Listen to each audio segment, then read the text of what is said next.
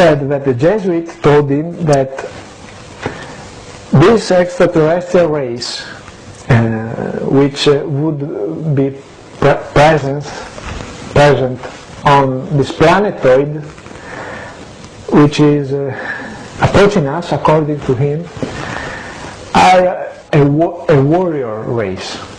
He didn't use this term, he used another one, but the meaning is, it is a warrior race. Is he talking, did he use the term Anunnaki? If I remember, yes. There is no doubt. He identified that race with the race which was adored in Mesopotamia thousands of years ago, the Anunnaki, which means those who from heaven came to earth. There is no doubt about this, according to the Jesuit.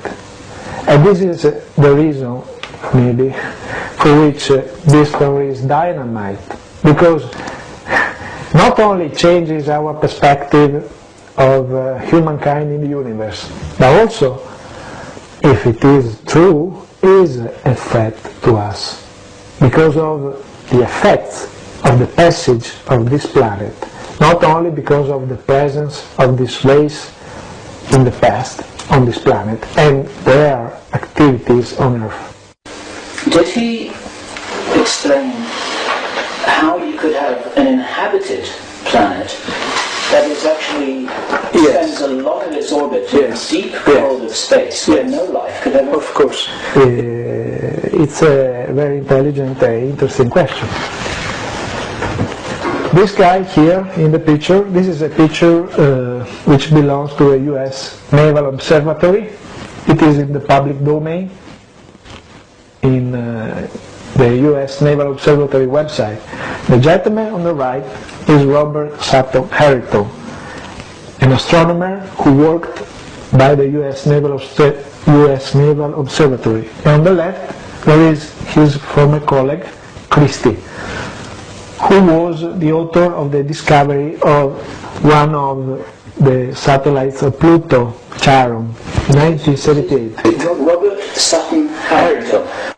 Robert Sutton Harrington was an astronomer involved in the search for Planet X. He wrote several articles about the possible existence of this planet in our solar system. And Zecharia Sitchin, who is the author of this book, The End of Days, Armageddon and Prophecies of the Return, in 1990, August 1990, if I remember well, went to Harrington's studio at the US Naval Observatory. They talked about the possible presence of another planet not yet discovered. And Robert Sutton Harrington, in that occasion, discussed the possibility of life on that planet, in spite of its distance, with a very thick atmosphere. He said, yes, it's possible to have life. Now, I can add something else. If this planet exists, and it is the ancient planet adored by the Sumerians and the other civilization in Mesopotamia, it means that this planet came into the solar system as an intruder. So it means that in a very ancient past, this planet was not part of our solar system. And this could explain,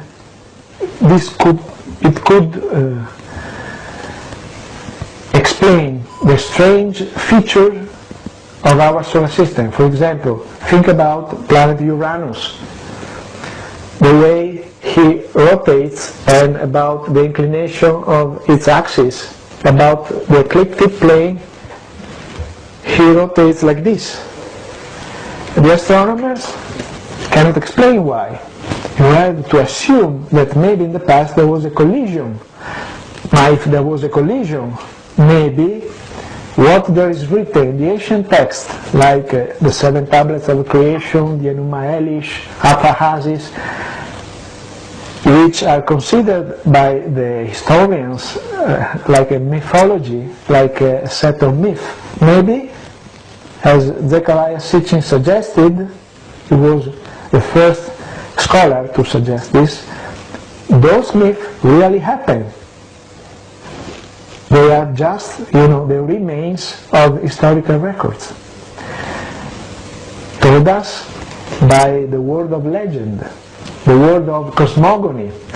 And Dr. Harrington talked about the possibility of life on that planet.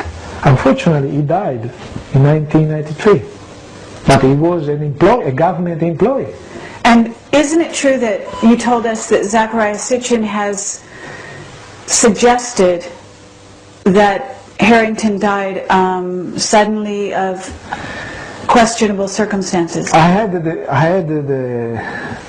the lucky to interview Dr. Zechariah Sitchin for the Italian magazine UFO Notiziario in last summer 2006, and in his lines, because it was a written interview, Zechariah Sitchin just underpoint that he became shocked when he discovered, when he found out that the young and vigorous man Harrington was dead. But he didn't make any reference, just a few dots after this statement. He didn't make any implications, he just suggested that he was very surprised that the gentleman that was interviewed by him in August 1990 was dead, because he was a brilliant man, a brilliant scientist. He was 50 years old. He died because of a cancer, according to a biography. But one of the most important points is that, according to the biography, which is available on the U.S. Naval Observatory website, written by one of his colleagues, Dr. Worley, if I remember well his name, according to this biography, written very well, is that at the end of his career, Robert Harrington lost interest in searching for Planet X, in the search for Planet X. But if you pay attention to the articles that Robert Harrington wrote in his career, well, the impression is on the opposite way. One of his last articles is dated 1999, if I am correct, and he was still convinced that Planet X exists somewhere outside our solar system. The difference between Zechariah Sitchin and Harrington hypothesis is that Harrington hypothesis was more concentrated on an orbit which was not cometary.